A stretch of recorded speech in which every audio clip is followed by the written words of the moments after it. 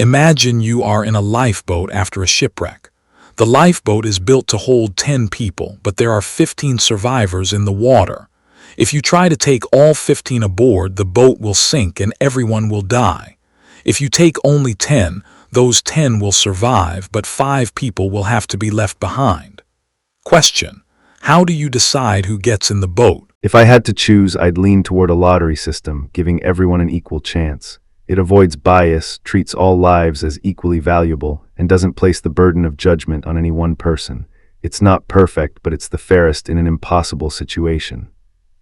To decide who gets in the boat, prioritize saving the most lives by selecting 10 people fairly, either through a random lottery to avoid bias or by rescuing the most vulnerable like children or the injured first, then filling remaining spots based on who can contribute to survival, e.g. strong rowers or medics. Leaving the rest is tragic, but overloading the boat would mean everyone dies. So the least unjust choice is to save whom you can while minimizing suffering. My aim would be to save as many lives as possible. Since putting all 15 people on a 10-person lifeboat guarantees everyone dies, the only viable option is to select 10 individuals to board. It's a harsh reality, but this decision ensures the survival of some rather than none. You're in a lifeboat built for 10, but 15 people, including yourself, have survived a shipwreck. The boat is already full. 5 more are pleading to come aboard, but doing so will cause it to sink and kill everyone. Do you sacrifice yourself to save others, or stay on board and let them perish?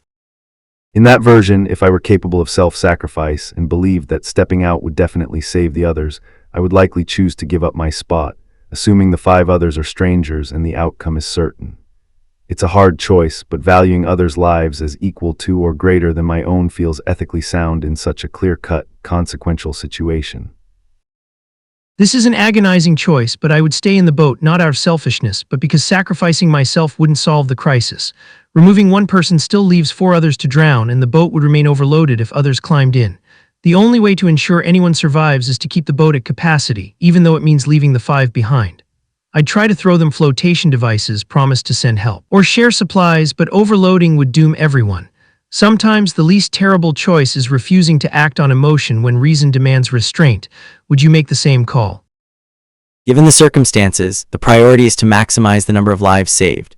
Since the lifeboat is already at capacity with 10 people, including myself, and taking on more would result in the death of all 15, the most effective course of action is to maintain the current safe number. While deeply regrettable for those left behind, allowing additional people on board would lead to the loss of all lives, including those already safe. Therefore, I would stay on board to ensure the survival of the 10 individuals currently in the lifeboat. You're in a lifeboat meant for 10 and it's already at capacity. Suddenly, a child and an elderly person are found clinging to wreckage nearby. Taking even one more person will sink the boat. You can try to rescue one, but not both. Who do you save and why?